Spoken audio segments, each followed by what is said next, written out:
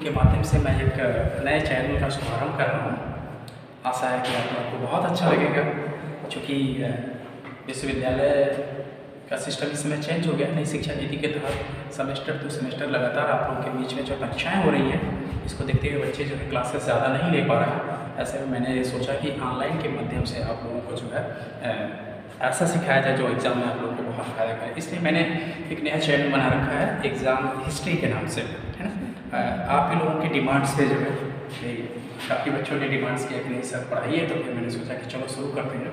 और चूँकि क्लास में जैसा हम लोग टॉपिक्स पढ़ रहे हैं, तुगलक वंश के बारे में पढ़ रहे हैं, FST का तुगलक वंश के बारे में पढ़ रहे हैं ना।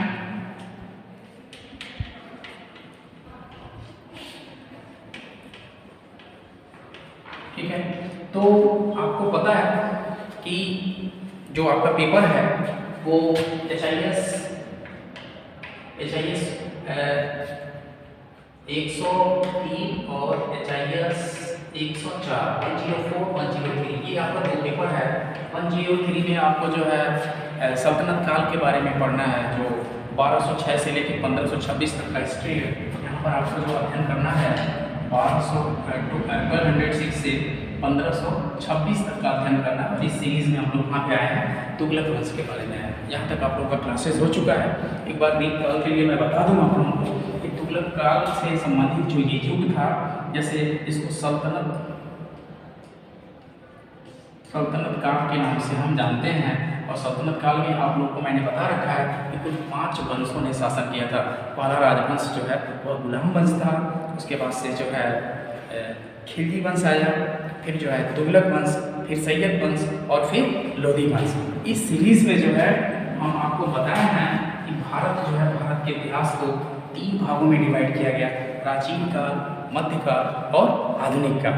और इस क्रम में जो है जो आपका मध्यकाल है, मध्यकाल को हम लोग मुस्लिम काल के नाम से भी जानते हैं, क्योंकि इसके पहले जो भारत का इतिहास था और कहीं कहीं भारत पर आपको पता भी होगा, हमें जहाँ तक उम्मीद है कि जब इस्लाम धर्म का आगमन हुआ उसके बाद से ही भारत पर जो है अरबियों का आक्रमण शुरू हो गया था। इस क्रम में पहली सफलता जो है 712 में मोहम्मद बिन कासिम को मिला था, जो भारत के उत्तर पश्चिमी सीमावर्ती क्षेत्रों में सिंध के क्षेत्र को विजित किया था और वहाँ पर जो है अपने इस्लामी राज्य को स्थापित किया, कर भी स्थापित किया। लेकिन यह व्यवस्था ज़्यादा दिनों तक सुदृढ़ नहीं हो पाई, क्योंकि जो राजपूत कालीन राजवंश थे वह मुस्लिम शासन आधिपत्य को उखाड़ फेंके और उसके बाद से भारत में जो है हिंदू राजवंश ही कायम रहा। लेकिन एक समय आया 1000 ईस्वी के आसपास, वहाँ पर जो है महमूद गजनबी आता है, फिर गोरी आता है, और गोरी के समय में ही उसके एक दास कुतुबुद्दीन ऐबक थे, क्या नाम है उसका, कुतुबुद्दीन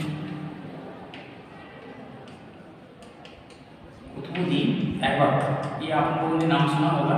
और इसी के द्वारा क्या किया जाता है, मुस्लिम राज्य की जो गोरी के विजित क्षेत्र हैं, विजित क्षेत्रों में भारत में एक मुस्लिम राज्य की स्थापना की जाती है। इसी राज्य को हम सल्तनत क्या बोलते हैं, गुलाम वंश के नाम से जानते हैं। और इसका समय जो है 1206 है और स्थान जो है कहाँ पे है, लाहौर है। कहाँ पे है, लाहौर। ये सारी चीज़ें हम आपको बता चुके हैं, इस पर ज़्यादा समय हम एक्सपेंड नहीं करते हैं, क्योंकि एग्जाम आप लोगों का बहुत नज़दीक है। इसको देखते हुए हम आगे बढ़ना चाहते हैं। आप देखते हो तो ये जो है ज़्यादा देर तक शासन नहीं करता है, 1210 में इसकी मृत्यु हो जाती है। मृत्यु होने के बाद इसका दमाद जो है इल्तुतमिश शासन को प्रारंभ करता है।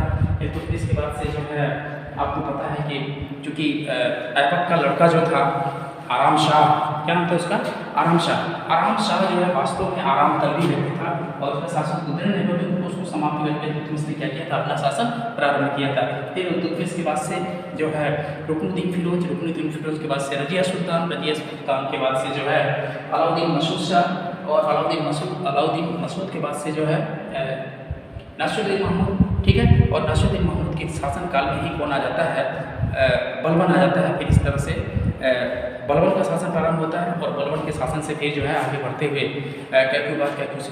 कैक्यूबर्स, और उसके बाद से फिर खिलजी वंश के बारे में आपको हम जलालुद्दीन फिरोज खिलजी, अलाउद्दीन फिरोज खिलजी का उत्तराधिकारी आपको पता है कि वो खिजर खां को नियुक्त करना चाहता था, लेकिन खिजर खां जो है सत्ता को जो है स्वीकार नहीं करने देता है और मलिक काफिर के द्वारा, और वो जो है 1000 दिनारा के नाम से फेमस है। वो सत्ता से इसको हटा देता है। और फिर जो है यहाँ पर एक शिहाबुद्दीन उमर जो है, शिहाबुद्दीन उमर खिलजी जो है अगला शासक बनता है। इसको हटा के मुबारक खिलजी शासक बनता है। और फिर खुसरो शाह जो कि एक हिंदू था, हिंदू से मुसलमान बना था, वह सत्ता को क्या करता है, स्वीकार करता है, सत्ता चलाता है। लेकिन जल्द ही इसके शासन को क्या कर दिया जाता है, समाप्त कर दिया जाता है। ठीक है। और इस शासन को समाप्त करने वाला कोई सामान्य व्यक्ति नहीं था, बल्कि कौन था, गाजी मलिक था। क्या नाम था, गाजी मलिक। ये सब आपको बता चुके हैं। गाजी मलिक जो है, गाजी मलिक क्या करता है, खुसरो शाह खिलजी वंश का जो अंतिम शासक है, क्या नाम है इसका, खुसरो शाह।